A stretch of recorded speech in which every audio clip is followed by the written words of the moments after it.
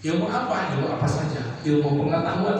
Makanya disebut dengan peradaban. Itu karena ada ilmu pengetahuan, ada peradaban Yunani, ada peradaban Cina, itu peradaban daripada ada, begitu ya. Baik, Bapak Ibu yang dirahmati Allah Subhanahu wa Ta'ala. Kemudian apa yang disampaikan oleh Syekh Nawawi? Fa iyyaka, maka waspadalah, ai fahdarka, maka waspadalah ya miskin, wahai orang yang miskin. Kita disebutnya orang yang miskin. Ya ayuhat zalil, wahai orang yang hina, ad-du'id, yang lemah, alladzi fitnatan, alladzi fatanaka, tidak cerdas, wa antuda'ina, tunduk engkau, litazwirihi, akan tipuan asyaiton, litazyin syaiton, tipuan syaitan. Wa tadallali, dan engkau sampai kepadanya, wa fi nushatika fayudlika, maka engkau akan menjerumuskanmu terhadap jeratan gururi, tipuan setan. Jadi Bapak Ibu, kita itu ingin belajar ilmu, ya ingin belajar ilmu. Hati-hati dari pelajaran ilmu itu. Kenapa? Karena setan akan selalu mengatakan carilah ilmu, carilah ilmu, carilah. Tapi lupa dengan mengamalkan. Sengaja setan, ayo kita lagi ingin cari ilmu, cari ilmu di mana. Lupa dengan mengamalkan. Masuk ke yang tadi yang dilihat oleh Nabi ketika Isra Mi'raj, begitu. Nah, puntennya da ieu mah dina kitabna begitu. Nah, kitabnya begitu. Dan ini adalah kitabnya, kitab termasuk ke dalam kitab tasawuf, gitu ya. Kitab tasawuf itu tidak menyalahkan orang lain, tapi menyalahkan diri sendiri. Karena naik levelnya, gitu ya, naik level. Tetapi Bapak Ibu semuanya jangan menganggap bahwa ilmu tasawuf lebih tinggi daripada ilmu fikih. Jangan menganggap itu. Ataupun sebaliknya, ilmu fikih lebih tinggi dari ilmu tasawuf. Jangan berpikir begitu. Dua-duanya penting. Kenapa? Karena ilmu fikih kita bisa tahu sholat, cara sholat, rukun-rukun sholat, ayat sujud, ayat ruku, ayat baca Fatihah, itu merupakan ilmu fikih. Itu dulu harus clear dulu. Baru setelah itu dilakukan, masuk ke bab selanjutnya, yaitu ikhlas. Ikhlas ini adalah bab tasawuf. Jadi jangan ngomong dulu ikhlas kalau fikihnya juga belum benar. Umpamanya sholat, mana sholat tapi sih udah kan aneh. Ikhlas rebu, itu bisa gitu. Tetap aja sholatnya kudu benar.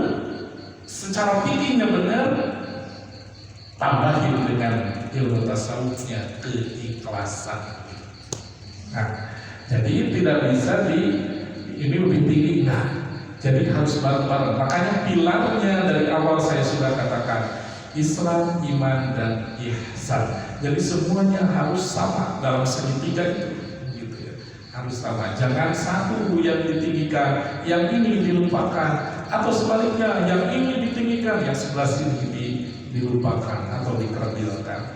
Ingat, ada yang mengatakan, alim ulama kita mengatakan, syariat tanpa hakikat itu dimaklumi. Tetapi kalau hakikat tanpa syariat itu tersesat, begitu. Bahkan ulama Nusantara mengatakannya begini, Bapak Ibu, ilmu tasawuf tanpa ilmu fikih itu zindik. Ada sampai mengatakan begitu. Ilmu tasawuf, dia bicara masalah tasawuf, masalah hakikat. Tanpa ilmu fikih, tanpa ilmu tahu cara-cara sholat, wudu dan sebagainya, itu masuknya zindik. Apa itu zindik? Kafir zindik, udah mendekati kafir.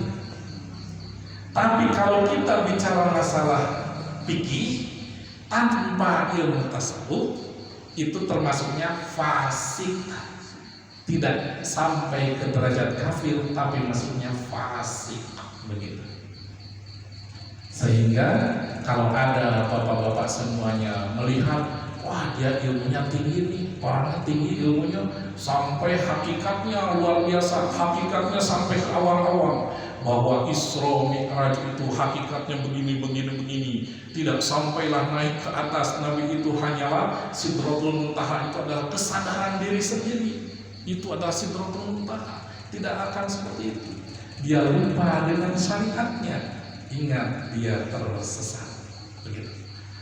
Ataupun ada yang mengatakan, wah dia ilmunya jago, tinggi secara hakikat, segala sesuatunya dari Allah dan sebagainya, tapi manehna sholat, itu zindik namanya, hampir mendekati kafir.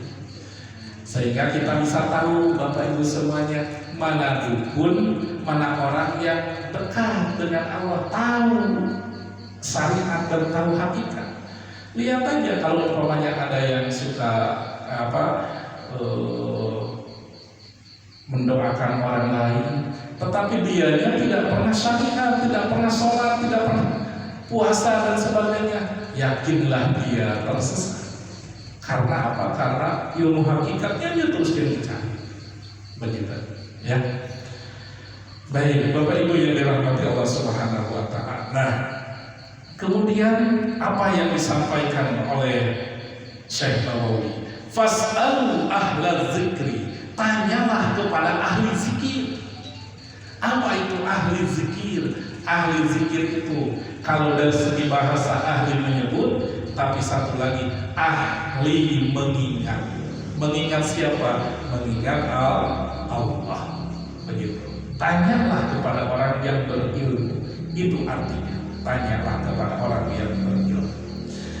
Tetapi ingat di sini dikatakan wailun, celaka, lil jahili, kepada orang yang jahil. Jahil itu orang yang bodoh. Haitsulam yata'allam marratan wahidatan, celaka bagi orang yang jahil, yang tidak tahu ilmunya, yang tidak tahu berilmu, yang tidak berilmu. Marratan wahidatan, disiksanya hanya sekali. Orang yang jahil disiksanya hanya sekali.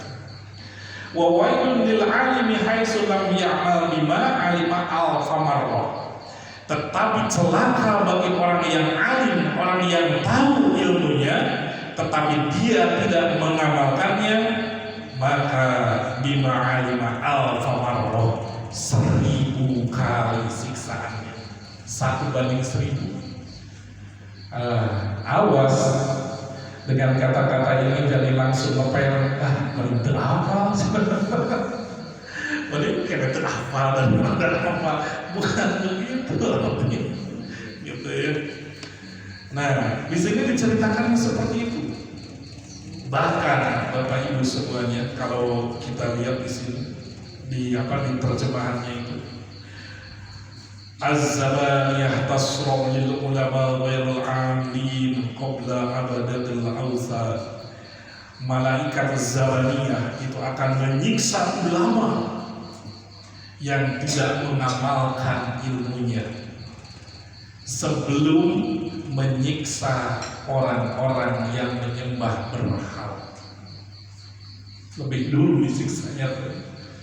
Ini di suatu keterangan, gitu ya. Di suatu keterangan. Jadi umpamanya kalian ada alim gitu sieun gitu.